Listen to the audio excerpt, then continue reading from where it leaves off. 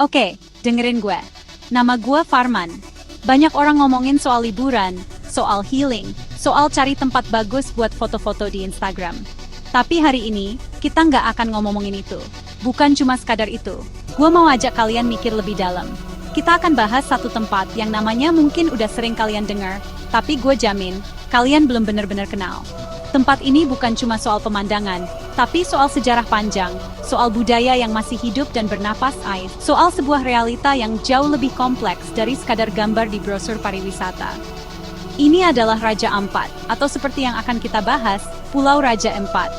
Kenapa gue sebut Pulau Raja Empat? Karena ada cerita di baliknya, ada makna, dan di video ini gue akan bongkar semuanya. Kita akan kupas tuntas fakta-fakta yang mungkin bikin lo kaget, informasi yang gak akan lo temuin di website travel biasa. Kita akan lihat Raja Ampat dari kacamata yang berbeda. Bukan cuma sebagai destinasi liburan mewah, tapi sebagai sebuah entitas yang punya jiwa, punya sejarah ribuan tahun, dan punya pelajaran penting buat kita semua sebagai manusia. Ini bukan video travel vlog biasa yang cuma pamer-pamer keindahan. Ini adalah sebuah undangan untuk memahami. Jadi siapin kopi lo, duduk yang nyaman, dan buka pikiran lo. Karena setelah ini, cara lo memandang Raja Ampat, dan mungkin cara lo memandang Indonesia, nggak akan pernah sama lagi. Gua akan bawa lo masuk ke dalam cerita-cerita tersembunyi, ke dalam tradisi yang hampir terlupakan, dan ke dalam keindahan yang sesungguhnya, yang lebih dari sekadar permukaan airnya yang jernih. Ini adalah perjalanan intelektual dan spiritual ke jantung Papua Barat. Let's start. Close the door. Jadi, dari mana sih nama Raja Ampat ini berasal? Banyak yang mikir ini cuma nama keren aja. Salah besar. Ini bukan sekadar nama, ini adalah sejarah. Menurut mitos dan legenda yang hidup di masyarakat lokal, nama ini lahir dari kisah seorang wanita yang menemukan 7 telur. 4 diantaranya menetas menjadi 4 orang raja, yang kemudian berkuasa di 4 pulau utama, Waigiol, Salawati, dan Batanta. 3 telur lainnya, ada yang jadi hantu, ada yang jadi wanita, dan ada yang jadi batu. Ini bukan dongeng pengantar tidur. Ini adalah fondasi filosofis dan genealogis masyarakat di sana.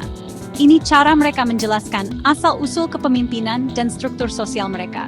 Sejarahnya lebih dalam dari itu. Secara historis, wilayah ini pernah menjadi bagian dari kekuasaan Kesultanan Tidore dari Maluku.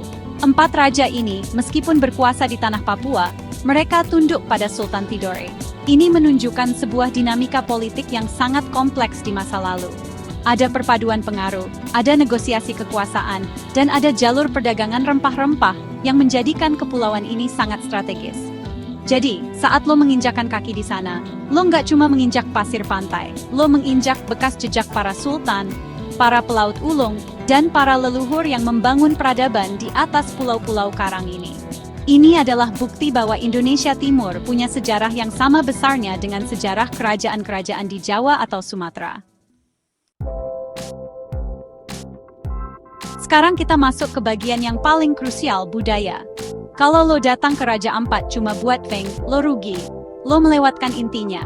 Budaya di sini itu bukan cuma buat pertunjukan turis. Budaya di sini adalah napas kehidupan mereka. Salah satu yang paling fundamental adalah konsep sasi. Ini bukan sekadar aturan, ini adalah kearifan lokal tingkat dewa. Sasi adalah larangan adat untuk mengambil hasil alam, baik di laut maupun di darat, dalam jangka waktu tertentu. Tujuannya, memberi waktu bagi alam untuk pulih, untuk beregenerasi. Ini konsep konservasi yang sudah mereka praktikkan jauh sebelum orang-orang modern teriak-teriak soal sustainability. Mereka sudah melakukannya selama berabad-abad. Lalu ada tradisi dan upacara adat mereka. Setiap gerakan tarian, setiap ukiran di perahu, setiap motif di kain tenun, semuanya punya makna. Itu adalah cara mereka berkomunikasi dengan leluhur, dengan alam, dan dengan Tuhan. Misalnya, upacara adat untuk membuka atau menutup sasi, atau ritual sebelum melaut. Ini bukan sekadar seremoni. Ini adalah bentuk penghormatan tertinggi pada kekuatan yang lebih besar dari mereka. Mereka percaya bahwa manusia bukan penguasa alam, tapi bagian dari alam itu sendiri. Sebuah filosofi yang sepertinya sudah mulai kita lupakan di dunia modern yang serba eksploitatif ini. Memahami budaya mereka adalah memahami cara hidup yang harmonis. Oke, kita nggak bisa pungkiri. Alasan utama orang tergila-gila sama Raja Ampat adalah alamnya. Dan gua harus akui, ini gila. Ini keindahan di level yang berbeda. Saat lo naik ke puncak Piai Nemo atau Wayak dan melihat gugusan pulau-pulau karst yang menyembul dari air laut berwarna toska, lo akan merasa kecil. Lo akan merasa betapa maha kuasanya Sang Pencipta. Pemandangan itu bukan cuma indah, tapi juga humbling. Itu membuat semua masalah lo di kota, semua ego lo, semua kesombongan lo, terasa nggak ada artinya. Lo cuma setitik debu di hadapan kemegahan alam semesta.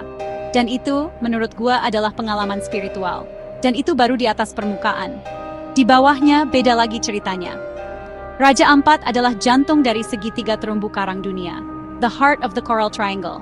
Ini bukan klaim sembarangan ya. Para ilmuwan sudah membuktikannya. Di sini ada lebih dari 75% spesies karang dunia. Ribuan jenis ikan, dari yang sekecil kuku sampai manta ray raksasa, ada di sini. Saat lo menyelam, lo nggak sedang melihat akuarium. Lo sedang masuk ke dalam sebuah metropolis bawah laut yang super sibuk. Setiap sudut penuh dengan kehidupan. Ini adalah bukti nyata bahwa surga itu ada di bumi, dan letaknya ada di Papua Barat, Indonesia. Menjaganya bukan lagi pilihan, tapi kewajiban kita semua. Sekarang bagian teknisnya. Gimana caranya ke sini? Pertama, buang jauh-jauh pikiran kalau ini liburan murah. Enggak, aksesnya butuh usaha dan biaya. Lo harus terbang ke Sorong, lalu lanjut naik ferry atau sewa speedboat ke Waisai, ibu kota Raja Ampat, atau langsung ke resort tujuan lo.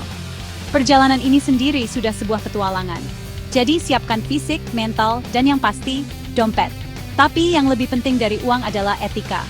Sebelum lo injakkan kaki di sana, lo wajib bayar PIN Raja Ampat atau tarif jasa lingkungan. Anggap ini sebagai tiket masuk lo untuk menikmati surga. Dan dana ini digunakan untuk konservasi dan pemberdayaan masyarakat lokal. Jangan coba-coba ngakalin ini. Tips dari gua, jangan jadi turis yang menyebalkan. Hormati adat istiadat lokal. Kalau mau foto warga, izin dulu. Jangan buang sampah sembarangan. Bawa kembali sampah lo ke Sorong kalau perlu. Gunakan sunblock yang reef safe, yang aman buat terumbu karang. Dan yang terpenting, kalau lo punya budget lebih, nginaplah di homestay milik warga lokal.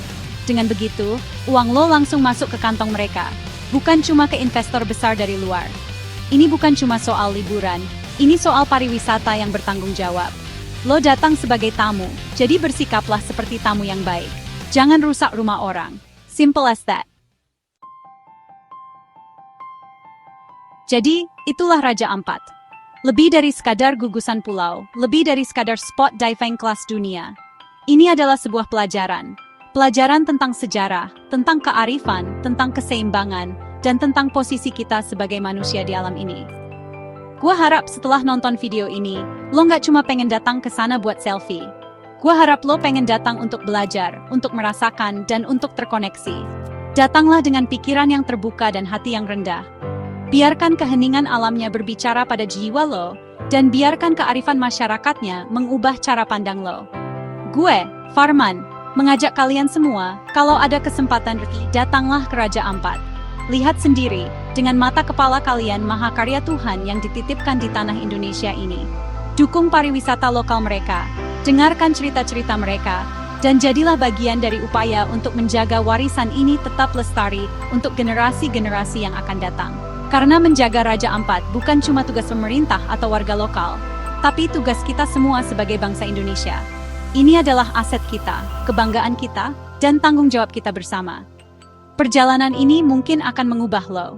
Lo akan pulang bukan cuma dengan foto-foto bagus, tapi dengan sebuah perspektif baru. Sebuah kesadaran bahwa kebahagiaan sejati terkadang ditemukan bukan dengan memiliki banyak hal, tapi dengan merasa cukup dan menjadi bagian dari sesuatu yang jauh lebih besar dari diri kita sendiri.